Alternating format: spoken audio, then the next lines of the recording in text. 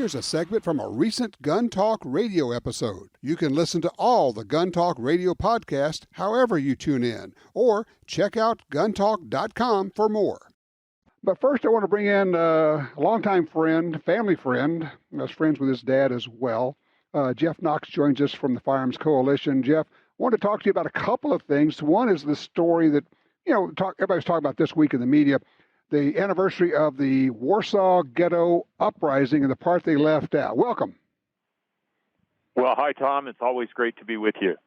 Yes, sir. So what did they leave out about the stories of the uprising at the Warsaw Ghetto? Oh, well, they left out a lot, and they always leave out a lot. But the real core, I think, to the uprising in Warsaw is that the people realized what was going on, and I equate it with the 9/11 attacks.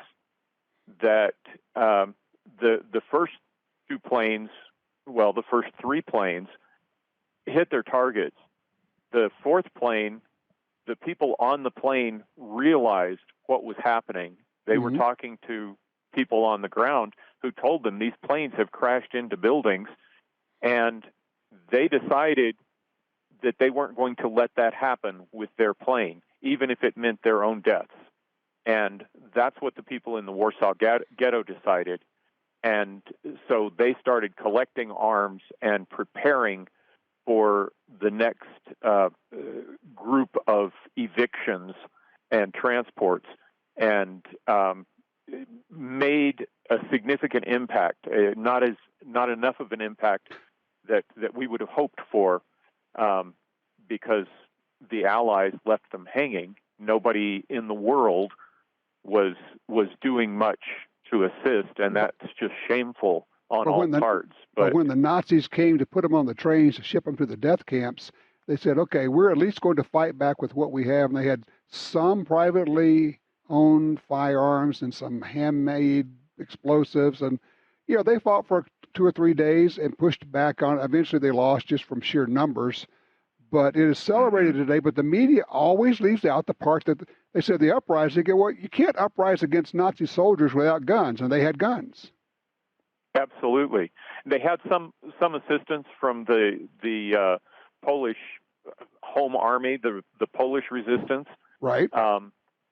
But they started with a handful of guns and made some Molotov cocktails, and they literally slowed the destruction for about a year. And it was astounding. And unfortunately, one of the things in history that has been sort of lost and is coming back is that there were two major defender groups within the ghetto. One was the communists, and the other was what the media and historians insist on referring to as a right-wing group, which what that actually means is one was a communist group and the other group was more traditional conservative. And the traditional conservatives have kind of been left out of history because the Soviets erased them when they took over Poland, and Israel, when it was founded, was a socialist utopia, and they left them out of their history as well.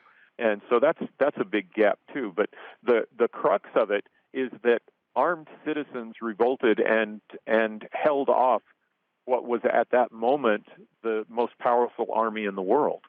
Now imagine if 1 million or 5 million or 10 million Jews in Poland and Germany all had guns and all decided to fight back. And that spins us up to, and we can't do the whole letter, but years ago, your father, Neil Knox, one of the pioneers in the gun rights movement, published an article, and he talked about the Belgian corporal in this letter. Can you boil that down into radio-sized bites to tell that story?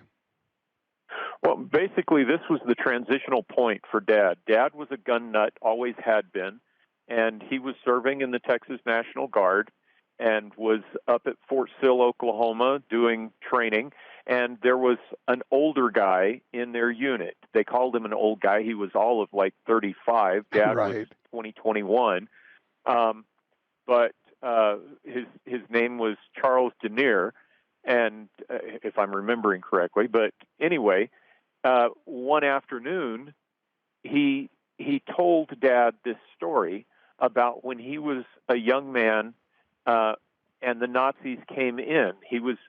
We're not sure exactly where he was. We know that he was Belgian, but we don't know that he was in Belgium at this time. Okay. But the Nazis came in. A neighbor had registered a take-home pistol that he had gotten in the First War, and the Nazis had a piece of paper that said, "You have this gun, give it to us." And he said, "Oh gosh, that's been gone for years. I don't know where it is." And they said, "You have 15 minutes. And so they tore the house apart. They couldn't find this gun anywhere. They didn't know what had happened to it. And the Nazis marched this man and his entire family, including his twin boys that were good friends of Charles's, and they called out all the neighborhood, and they said, "This man is hiding a gun and refuses to turn it over," and they machine gunned down the entire family. And as Charles, a 35, 36-year-old man, was telling this story to this 21-year-old young father, my father, Dad said that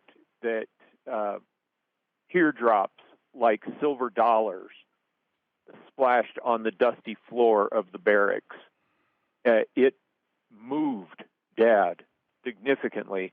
And when he got back home to the West Texas Sportsman's Club, he went to the meeting and he said, "How do I get on the Legislative Policy Committee for our group?" And the president said, "Well, Neil, we don't have a Legislative Policy Committee, so you're the chairman." And he went on to continue fighting for gun rights for the rest of his life. And was incredibly effective at it as well. Incredible story. And, to draw a fine point on it, the point I want to make on that is when we gun owners hear people talk about we need to register guns, what we see is this family being machine gunned in the street because of gun registration, and they couldn't produce the gun when the Nazis demanded it. For us, that is the mental image of gun registration. Absolutely. And one of the things that I tell the leftists when they're calling for this stuff, most of them have the Trump derangement syndrome. And I suggest to them, okay, let's look at a scenario.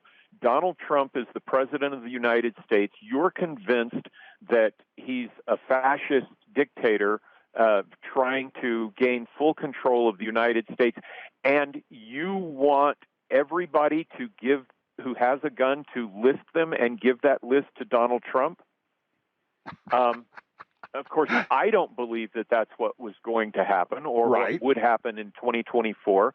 But if they can grasp that reality, they believe that he's going to be the evil dictator, that he is Adolf Hitler, then maybe it will ring a bell with them that, oh, wait a minute, I don't want Donald Trump to have my name in a list of my guns. And I do want to be able to buy guns and ammunition in case Donald Trump decides to try and do something like that. Jeff, it goes to the thing I've always said was don't look at a proposed law with an eye toward how will it affect us if it is enforced equitably and honestly and, the way that you imagine it would be. But instead, imagine what the power of this law, if given to your worst enemy, who would laugh and celebrate and dance if you died, and now give that power to that group or that person and imagine what happens with it. Do you really, because you don't know who's going to be in charge in 5, 10, 20, 50 years, and do you want to give them the ability to do that? There you go. Hey, Jeff, Absolutely. hold on a second. I've got to take a break. When we come back, I want to get your report. You were not only at the annual meetings at the NRA, the members' meetings, but you were a big part of it and know what's going on. And he could give us an update on what I'm now calling the NRA debacle. We're visiting with Jeff Knox. We'll be right back. One of the steady voices in gun rights is Jeff Knox, the whole Knox family, actually. If you want to know more about what they're doing and find out what's going on, firearmscoalition.org. That's firearmscoalition.org.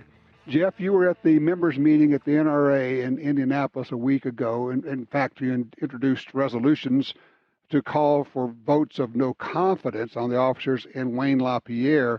You want to explain just a little bit about what that was and how it went? Well, it's kind of my annual tilting at windmills. Someone at the meeting suggested that I put that middle name in quotes, the nickname between Jeff and Knox, that's Don Quixote, because that's what I do. I go and I try and wake up the members. I try and wake up the board of directors. The NRA has lost about 1.5 million members over the last 4 years. That's about 30% of the total annual members have gone away over the last 4 years. And general revenue, our annual revenue, NRA peaked out at something like $380 million a year in revenue a few years ago, and that's down to I think about $192 million. Holy cow. So $180 million that we're not bringing in that we were bringing in a few years ago. And something really important right there with those numbers is that while the NRA has, just a few years ago, been almost a $400 million a year organization, all of the other gun rights groups combined are about 20 million total between all of them. Wow. So making a comparison between any other gun group and NRA and saying that, let's just put our money in this other gun group, well, there's no comparison. $400 million versus $20 million is a huge, huge difference. And I fear that pro-rights movement politicians are going to suffer because of this. And we're not going to see good elections in the future. Well, we're in danger. Exactly. And, any other, if you're a corporation and your CEO lost half your revenue, you would be fired on the spot. The board of directors would kick you out. I mean, it's like gone. Absolutely. A 10% loss would do that for you.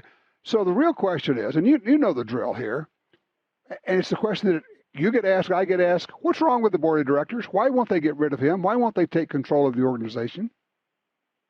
It's astounding. It's unfathomable. I think that it really comes down to a handful of dedicated Wayne supporters. Some of those dedicated Wayne supporters have been receiving significant amounts of money from the NRA for many, many years. Marion Hammer, I'm looking at you. Some of them have deep personal friendships with Wayne. Some of them have significant culpability in what has happened.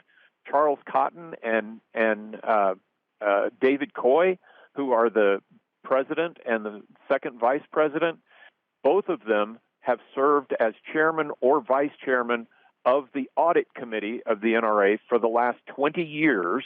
They've been in control of the audit committee, and the audit committee is the watchdog committee that's supposed to catch everything. They're supposed to prevent anybody from coloring outside the lines in the NRA, and they missed all of this, and they admitted in testimony that they did a lot of the things that they did because, quote unquote, I trust Wayne LaPierre. Okay, let me jump in here, That's Jeff. Not good enough, for guys. People and there are people who say, well, how do you know this? You're just making all this up. And I say, look, for those who haven't been paying attention or are not informed, or frankly, a lot of people simply get all their news about the NRA from the NRA, there have been court cases, there have been lawsuits, there have been bankruptcy hearings, and we have the testimony, the documents, the depositions, we have all of that, and including and this is one of the more amazing parts, including the treasurer of the NRA taking the Fifth Amendment dozens, if not hundreds of times, right? Something between 60 and 80 times that he took the Fifth Amendment during the bankruptcy deposition. That's just terrifying. That your treasurer, your chief financial officer, won't answer the most basic questions. And let's throw in here that guy, his name was Wilson Phillips, he served as the treasurer, chief financial officer of NRA for 30 years. And it turns out that his previous employer fired him for at least taking money that wasn't his. Allegedly taking $1 million. Allegedly stealing $1 million from his former company, and fired him on the agreement that he would pay it back and they wouldn't bring criminal charges because it would be an embarrassment to the company. So it's lucky that his next job wasn't for McDonald's, where they would have done references and called his former employee. Instead, he found Wayne LaPierre and the NRA and worked for the next 30 years as the chief financial officer. Okay, let me ask you. I got to ask you this. Crazy. 3 years ago is when I came to the conclusion that the NRA is not fixable from within.